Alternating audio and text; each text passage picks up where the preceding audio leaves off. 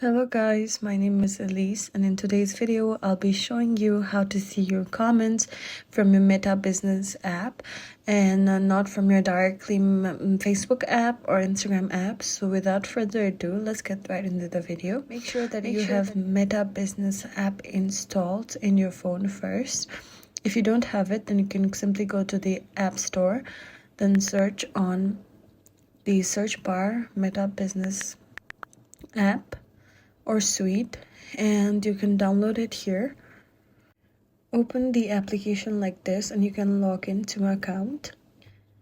After that, you'll be redirected to this page in your application, and you can click on get started, and on the bottom right of the screen you can see your three lines. Click on that. After that, you can see your messages and comments.